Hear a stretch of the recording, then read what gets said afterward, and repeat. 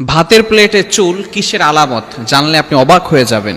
বর্তমানে আমাদের ভিতরে যে সমস্ত পুরুষরা রয়েছে, যদি ভাতের প্লেটে চুল দেখে অথবা খাবারের যে প্লেট রয়েছে সেখানে যদি চুল দেখে, তাহলে তারা রাগ হয়ে যায়। অ্যাঙ্গার পারসন, এমনভাবে তারা রাগান্বিত হয়ে যায়, স্ত্রীর উপরে অ্যাটাক করা শুরু করে, আঘাত করা শুরু করে। কেন এখানে চুল এলো? মনে রাখবেন, স্ত্রীরা যারা রান্না করে তারা কিন্তু ইচ্ছা করে সেখানে চুল দেয় না, ইচ্ছাকৃতভাবে চুল দেয় না। এখানে কিন্তু অনেক গুরুত্বপূর্ণ একটি বিষয় রয়েছে।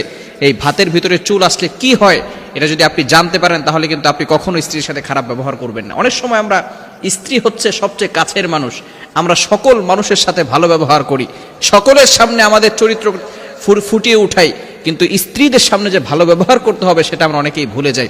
স্ত্রীদের সাথে ভালো ব্যবহার করি না, স্ত্রীদের সাথে বাজে বিহেভ করি, এটা কিন্তু ইসলাম সাপোর্ট করে না। আল্লাহ তাআলা পবিত্র কোরআনুল কারীমের ভিতরে নিজেই বলে দিয়েছেন। আপনি পবিত্র কোরআনুল কারীম খুলেন, 4 নম্বর পারার 20 নম্বর পৃষ্ঠার 3 নম্বর